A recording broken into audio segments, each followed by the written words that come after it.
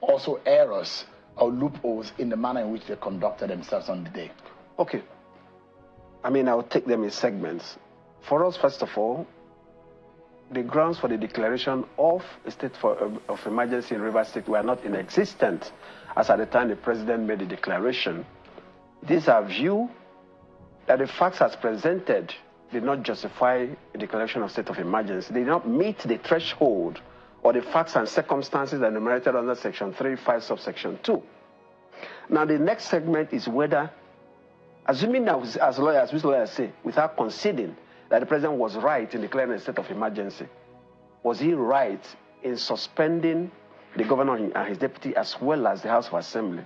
We also went on to say, and still insist, that that declaration too was unconstitutional, because Section 11(4) of the Constitution makes it clear that declaration of a state of emergency does not extend to power of the National Assembly to remove a governor. Now, if you know that under Section 305 subsection 5, the declaration by the president does not really become law until it is ratified by a resolution of the National Assembly. So you understand in what context Section 11(4) of the Constitution says that provided that the National Assembly does not have the power to remove the governor and his deputy. Now, the substance of this is, what is a state of emergency? State of emergency is merely a declaration that allows the government to take extra measures to deal with the situation, either war, breakdown, law of order, or any of the things enumerated in Section 305(2).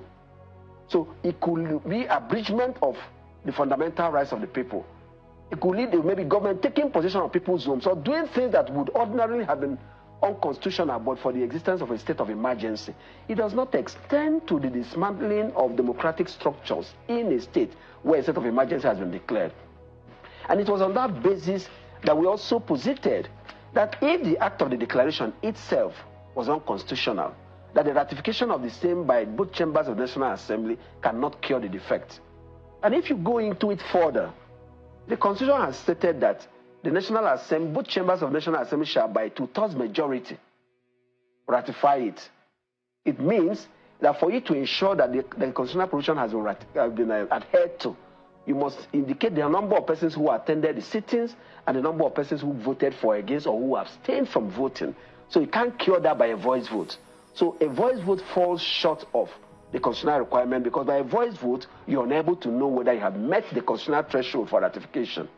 So the use of voice vote in both chambers also underscored the unconstitutionality of the whole action. So even that quote and unquote ratification by the National Assembly does not meet the constitutional muster, and it is self-unconstitutional. Yeah, President, let me quickly take you up on a few issues here. And if you look at perhaps that those who are saying there's some emergency laws that are permitted giving an omnibus power to the president to do as he deems fit or necessary in the circumstance. And in fact, there are those who have read subsection 5 of 305 and subsection 6 and say, look, these are issues that are being raised, and when the president sees something as imminent danger, how do you describe imminent danger? But the question right here is that in exercise of the duties of the president, discretion is also being put in some of the clauses. So there's discretion and there's objectivity. The president cannot wake up on the wrong side of his bed and feel, oh, I think there's breakdown of law and order in a state. I hereby declare a state of emergency. I hereby suspend the governor for 1 year. I suspend the sitting of the House of Assembly. I also appoint General this retired to take over. That would be a key on the Constitution. On one hand, President. On one hand, that discretion is not a discretion that is without checks and balances. It must be within the ambit of the law. So on one hand, declaration of state of emergency, there isn't anything wrong with it, if it's right. If it is right. But suspension of can never be right. Under no circumstance will it be right. So they are democratically elected government, and no president has the power to suspend another democratically elected officer. If you look at section 188, is it 188, I guess, of the Constitution, on how a governor of a state can cease to hold office, declaration of state of emergency is not one of the grounds. So whatever President Tinubu did last week, Tuesday, is absolute and is done. Nothing can shake it. I don't think that it would be right to say that nothing can shake it. They can be set aside by a court. And the president can also say, you know what, I realize that I made a mistake. I reverse it, even though it's been approved by the National Assembly. I think we don't need to go down this route. Is it also fair on him for those who have described his action as undemocratic? Because there are those who say you do not have 100% picture of what the president is saying. He has security briefings, he's seeing a whole lot of things, he's being told this, he's being told that, and there are threats that are being made in the creeks to bring down the nation's mainsail of the economy. Would you have said that the president should have waited? So when I heard that argument, I only say, what kind of briefing has he also been getting about Benue, Osho, Borno, Yobe, Katsina, Zamfara, Sokoto, where people have lost their lives, where there has been insurgency, terrorism? Is he only in Rivers? You just talked about Osho before we go to this interview segment. And if the president has heard this, can we have some credible things?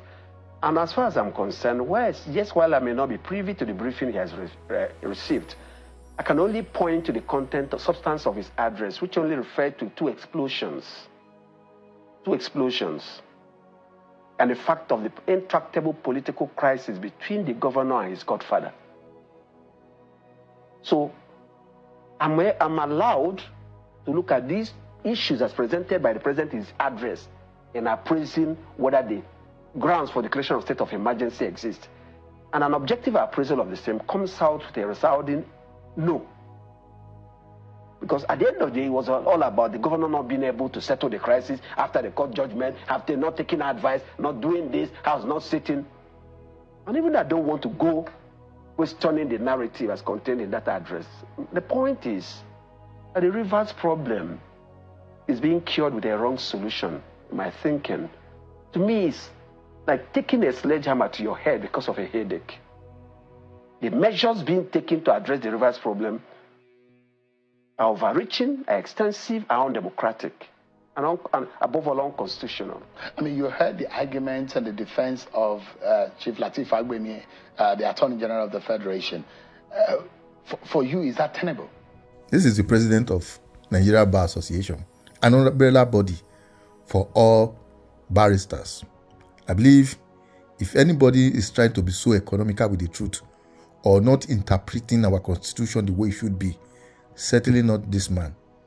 Now, if this man can fault it, all ex-presidents who have ruled have also faulted it. Some barristers, the same thing. So how come the lives of our president, the Senate president, the Wike and the rest are now looking for a means to justify the action so far taken by the president against the Rivers State government?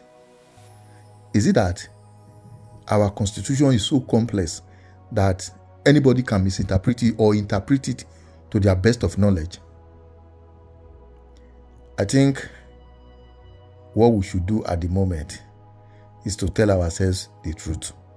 A is A, while B is B. Let's not look at 9 and another person is looking at it from another angle and begin to call it 6.